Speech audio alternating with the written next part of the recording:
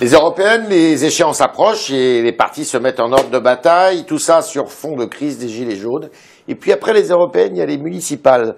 C'est avec le sénateur du Rassemblement national des Bouches-du-Rhône, Stéphane Ravier, que nous sommes ce matin dans les studios du Figaro.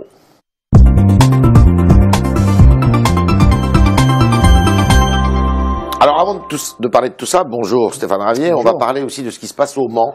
Il y a eu des violences incroyables qui se sont produites en plein cœur de la ville. Des forains qui n'acceptent pas d'être boutés hors de la ville sur un terrain aménagé pour la fête foraine. Des violences incroyables de guerre civile, si pardonnez-moi de l'expression. Qu'est-ce que vous en pensez ? Monsieur Tréhard, si vous me le permettez, avant de répondre à votre question, je voudrais saluer mes compatriotes pieds-noirs et harkis en général, et ceux de Marseille en particulier. Oui. Je ne pourrais pas être auprès d'eux cet après-midi, contrairement à ce que je fais chaque année à la même époque, le 26 mars. Oui. Le 26 mars, ça doit vous rappeler quelque chose, oui, puisque des Français sont tombés sous les balles de l'armée française à la rue d'Isly. Rue d'Isly, donc je ne pourrais pas être avec eux cet après-midi, je les salue. D'accord, c'est fait. Le Mans, les violences. Il semblerait qu'en Macronie, on n'ait plus que ce système d'expression d'avoir recours à la violence. Alors évidemment que je la condamne, mais j'avais exprimé il y a déjà quelque temps à la tribune du Sénat qui sème le déni, le mépris et l'insulte récolte la violence. Mais là, Macron n'y est pour rien, c'est le maire de la ville, monsieur Le Foll. C'est une atmosphère, c'est une réalité qui s'est installée depuis 18 mois désormais dans notre pays, que de mépriser, que d'insulter. Alors certains prennent un peu cette habitude, cette mauvaise habitude. Vous estimez que les forains étaient insultés, là ? Que de sombrer dans la violence, mais oui, écoutez, ils appartiennent aussi du Nati, c'est un syndicat qui est proche du Rassemblement national. Et ce sont les seuls, ils sont expulsés du centre-ville. C'est une perte d'activité et de revenus d'environ 50%. Donc on peut comprendre. Ça n'excuse pas les violences. On peut comprendre évidemment leur mécontentement. Ça n'excuse pas les violences. Donc il faut qu'ils soient entendus, qu'ils soient écoutés et que leurs revendications, puissent être prises en compte parce que 50% de pertes, ce n'est pas acceptable. Alors, autre question que je vous pose sur Cesare Battisti, qui est un homme qui a avoué 4 meurtres pendant les années de plomb en Italie, qui s'est réfugié en France. Il y avait une jurisprudence mitterrandienne selon laquelle les militants d'extrême gauche qui venaient ici ne seraient pas inquiétés. Monsieur Bolsonaro, le nouveau président brésilien, a dit non, vous, parce qu'il était parti pour le Brésil après, où il a vécu une dizaine d'années, vous repartez vers l'Italie, il a eu raison Bolsonaro. Battisti, c'est pas simplement un militant ou un activiste, comme j'ai pu le lire. C'est un assassin c'est un terroriste. Voilà, c'est un criminel. Donc moi, je rends hommage au ministre de l'Intérieur italien et au président brésilien, le ministre de l'Intérieur italien Matteo Salvini, qui est notre allié au Rassemblement national, de ne pas avoir lâché l'affaire, si je puis dire, et d'avoir réussi à l'extrader, à tel point que Battisti a fini par avouer être impliqué dans 4 meurtres. Et il est bon qu'il croupisse, comme l'a si bien dit Matteo Salvini, ces derniers jours en prison. Vous accusez la France de s'être rendue complice de sa cavale ? La France, en tout cas François Mitterrand, vous parlez de jurisprudence mitterrandienne, c'est vrai qu'il avait les plus grandes attentions pour les militants d'extrême gauche, y compris les terroristes d'extrême gauche.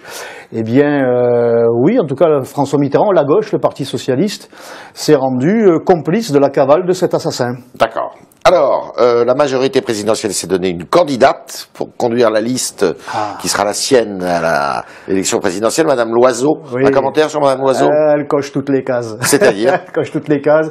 Elle n'a jamais été élue nulle part. C'est un pur produit du système, membre et directrice de l'ENA, chouchou d'Alain Juppé, puis désormais avec Emmanuel Macron. Donc on voit bien qu'il y a un lien entre les deux. Mais elle a des convictions européennes. En gros, elle est en réalité, en résumé, elle est euromondialiste, immigrationniste. Donc vous êtes plutôt satisfait de son choix. Au moins c'est clair, là, ce que nous avions dit, nous ne demandons pas ce qu'on nous rende service, mais au moins les choses sont claires. Nous avions dit qu'il y aurait d'un côté les nationaux, ceux qui croient en la France et au peuple français, et ceux qui n'y croient plus, les européistes, les mondialistes. Madame Loiseau en est la parfaite illustration. Alors vous avez lu le Figaro, elle accorde une interview dans le Figaro ce matin où elle dit redouter. Enfin, son objectif, en tous les cas, c'est d'arriver avec sa liste devant vous, parce qu'elle dit Il y a un problème là, il ne faudrait pas que ce soit eux qui arrivent en premier. Oui, bien sûr, le problème pour Madame Loiseau, ce ne sont pas les 9 millions de pauvres en France, ce n'est pas les 5 millions de chômeurs, ce n'est pas le terrorisme islamiste, ce n'est pas ces agriculteurs qui, chaque jour, tous les 2 jours, il y a un agriculteur qui se suicide, résultat de la politique de Madame Loiseau. Non, ce n'est pas ça son problème. Le problème de Madame Loiseau et de la Macronie, c'est le Rassemblement national. Va-t-il arriver en tête, ce que je souhaite, ce à quoi je crois. Les sondages vous donnent donc cela montre qu'elle est complètement déconnectée des réalités. Les sondages vous donnent au coude à coude. Vous avez l'espoir de passer devant et de gagner? Le Rassemblement national est au coude à coude avec la République en marche, alliée au MoDem. Hein. Ils sont pas tout seuls. Oui, moi j'ai bon espoir que nous soyons en tête au soir du 26 mai. Parce qu'on va enfin rentrer dans la campagne électorale. Hein. Après ces 2 mois d'anesthésie générale, de grands débats, on va pouvoir un petit peu entrer... Vous allez y participer à cette campagne? Alors moi je serai un militant de terrain dans les Bouches-du-Rhône, à Marseille en particulier. Oui, je la porte déjà, la voix de Jordan Bardella et de Marine Le Pen. Alors les sondages disent aussi que derrière vous, il y a quelqu'un qui monte, qui fait son petit bonhomme de chemin, c'est François-Xavier Bellamy. Les Républicains qu'on disait... eh bien, amorphes, finalement, ils arrivent à tirer leur épingle du jeu, non? Ils tirent une toute petite épingle, alors. Hein, Vous redoutez pas une remontada? Non, mais écoutez, ça, on verra un petit peu ce qu'il a à nous proposer. Pour l'instant, c'est un petit peu tout et son contraire. Je penserai par exemple à l'immigration. Nous avons des républicains qui, en France, tiennent un discours très musclé contre l'immigration. Et puis, les amis de M. Bellamy au Parlement européen votent contre tout ce qui est national ou contre la réglementation, réguler l'immigration, et même sanctionnent le président hongrois, M. Orban. Donc, vous voyez, c'est toujours tout et son contraire. Donc la campagne va permettre de clarifier la situation. Orban, vous souhaitez l'accueillir parmi vous au Parlement européen? Écoutez, Orban, son parti. C'est sa politique nationale qui consiste à protéger ses compatriotes. Vous applaudissez? Oui, je la soutiens, oui, absolument, oui. Mais pas seulement celle d'Orban, hein, nos amis polonais, autrichiens, allemands, italiens, parce que nous aurons un groupe important, et nous allons pouvoir sans doute faire changer l'Europe désormais. Alors, justement, pour le moment, ceux qu'on appelle les souverainistes, d'aucuns les appellent les nationalistes, est-ce que vous êtes actuellement dispersés au Parlement européen? Est-ce que vous pensez que l'union va pouvoir être possible entre vous?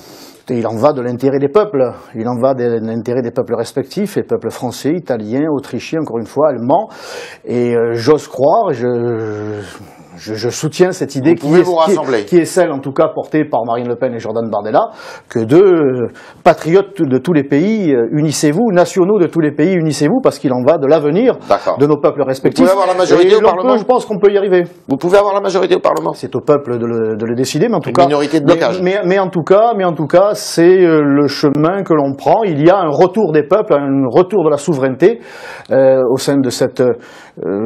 de ces nations qui composent l'Union européenne, qui composent l'Europe, parce que l'Union européenne c'est une chose, l'Europe c'est autre chose, c'est ce à quoi nous aspirons, une véritable Europe qui tienne compte des souverainetés nationales, des volontés des peuples, et qui coopère, et non pas qui soit méprisée par une commission toute puissante, à laquelle adhère Madame Loiseau, et à laquelle adhèrent les Républicains, quoi qu'ils en disent. Sur votre liste, il y a un homme qui s'appelle Hervé Juvin, qui est en bonne position, qui sera sans doute élu si la liste arrive à faire un bon score. Et il disait récemment, et il l'a répété sur ce plateau, que avec François Ruffin, figure de la France insoumise, ils avaient des points communs et qui pourraient très bien un jour partager un combat dans un même parti. Ça vous inspire quoi? Dans un même parti, je sais pas, mais on peut avoir... Dans une même formation. On peut avoir des points communs. C'est votre sentiment? On peut avoir des points communs. Moi, c'est pas parce que M. Ruffin va dire qu'il fait jour à midi que je vais dire qu'il fait nuit. Et je pense réciproquement. On peut constater, lui et nous, que la casse sociale à laquelle se livrent Emmanuel Macron et son gouvernement depuis 18 mois, c'est une évidence, on va quand même pas le nier, ni lui, ni nous. Ensuite, il y a quand même des divergences importantes en matière notamment d'immigration. Vous ne feriez pas cause commune avec la France insoumise, vous? Non, moi je tends la main à tous les électeurs, et de droite et de gauche, tous ceux qui croient en la France, tous ceux qui pensent que la France a encore un avenir, et qui ne mérite pas de tourner la page au nom de l'européisme forcené. Comment on sort de la crise des Gilets jaunes? Eh bien, en les écoutant et en leur répondant. Vous avez participé à des débats, vous? Vous savez, moi, j'ai pas attendu, la crise des Gilets jaunes pour écouter les Marseillais en particulier, les Français en général. Moi, je suis sur le terrain. On organise des sorties des seniors chez nous, la mairie du 13e et 14e arrondissement. Ben, ça fait des mois que ces seniors m'ont dit, vous savez, monsieur le maire, quand j'étais maire, heureusement que vos sorties, elles sont gratuites parce que je n'aurais pas la possibilité de verser ne serait-ce que 10 €. Donc moi, le désarroi, la détresse sociale, ça fait longtemps que je la connais et que je la porte. Et donc il faut les écouter, il y a une crise sociale, une crise économique, il y a une crise aussi politique. Ils ont le sentiment de ne plus être écoutés parce qu'ils ne sont plus représentés. Il faut un acte politique pour sortir de là. Et cela fait 30 ans. L'acte politique, il consiste par rétablir. Il consiste par rétablir la proportionnelle et dissoudre l'Assemblée nationale. Et puis ce sont les deux choses qu'il faut faire. Et puis faire appel au peuple par la voie référendaire, ce que nous proposons depuis 30 ans. Donc vous demandez d'abord un référendum. Dans ce référendum, il pourrait y avoir la question du mode de scrutin. D'abord rétablir la proportionnelle parce que je suis convaincu qu'une majorité de Français y est favorable. Après on dissout l'Assemblée parce que si on ne rétablit pas la proportionnelle, qu'on dissout l'Assemblée avec le même mode de scrutin, on aura toujours les mêmes godillots. Et puis après vous faites un référendum. Et après on fait un référendum, oui. La question multiple.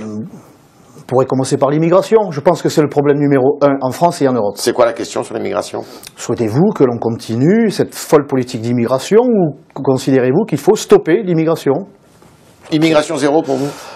Approche de zéro, oui, bien sûr. On ne peut plus se permettre d'accueillir 300, 400 000 étrangers par an démunis de tout, qu'il faut assister en tout pendant que nous avons 9 millions de pauvres. Alors je le disais en introduction, il y a des élections municipales après les élections européennes en 2020. Oui. À Marseille aussi, bien sûr. Vous êtes un élu de Marseille. Oui. Vous serez candidat à cette élection à Marseille? Oui, si Dieu me prête vie, oui, j'ai déjà annoncé que je l'étais. Oui, vous savez, quand on est Marseillais, qu'on habite Marseille, dans les quartiers nord de Marseille, qu'on fait de la politique, la mairie de Marseille, je dirais pas que c'est le Graal, mais c'est pas une ambition personnelle, mais pour servir les Marseillais. Monsieur Gaudin, le maire sortant, ne se représentera pas. Est-ce qu'à votre avis, Marseille peut être une conquête accessible, à portée de main pour le Rassemblement national? Absolument, parce que moi je ne me bats pas pour faire quelques élus de plus, je me bats pour ma ville, je me bats pour le peuple de Marseille, dans l'intérêt général de tous les Marseillais, des 870 000 Marseillais qui aiment Marseille.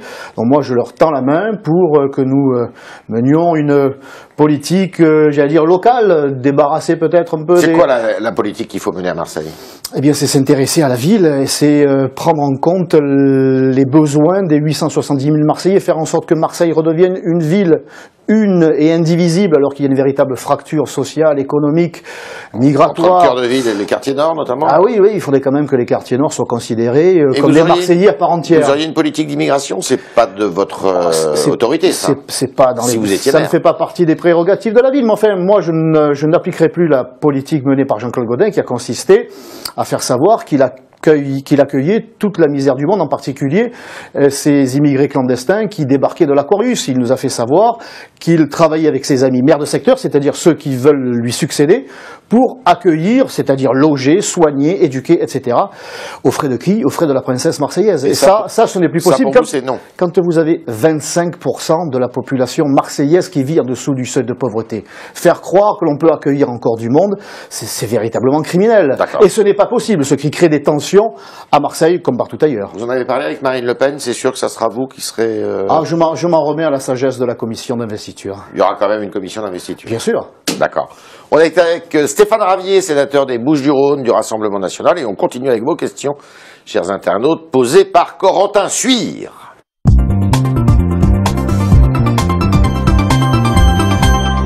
Bonjour Corentin. Bonjour Yves. Bonjour Stéphane Ravier. Alors on va commencer par une première question de David. Pourquoi ne pas avoir choisi de faire alliance avec Debout la France?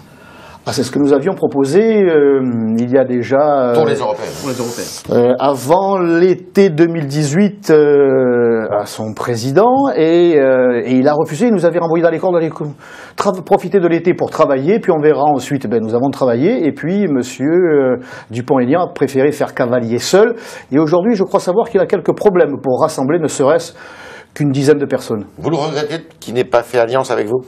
Écoutez, ça c'est de sa responsabilité. Vous avez bien du mal à attirer des gens, hein. Enfin, vous avez attiré quelques élus, anciens élus. Anciens élus, mais enfin des républicains notamment. Nous avons démontré, oui, que nous avons pu rassembler au-delà de notre famille politique, Thierry Mariani, qui a été un adversaire il y a quelques années du Rassemblement national, mais qui aujourd'hui convient que nous sommes les seuls à être cohérents et à nous opposer à cette Europe qui ne respecte plus les nations ni les peuples européens. Donc, et puis lui, et puis il y en a d'autres. L'internaute Pouce vous demande ce que vous pensez des propos de Laurent Wauquiez, qui veut que l'Union européenne crée un Nuremberg pour les djihadistes.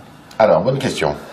Mais monsieur Wauquiez, c'est le double discours, le triple discours, c'est celui qui s'oppose à l'immigration sur les plateaux télé, mais qui la finance à travers sa région. Encore une fois, c'est celui qui tient des discours très musclés à Paris et qui, lorsqu'il est à Bruxelles, eh bien, encore une fois, fait sanctionner monsieur Orban, qui lui se protège, et protège ses compatriotes hongrois du terrorisme islamiste. Alors c'est une posture de plus de monsieur Wauquiez. Le fait qu'elle ait été formulée par monsieur Wauquiez, est-ce que c'est une bonne idée de créer un tribunal international pour juger les djihadistes français, notamment, qui reviendraient de Syrie ou d'Irak? Ce qui veut dire que M. Wauquiez accepte que les djihadistes reviennent en France.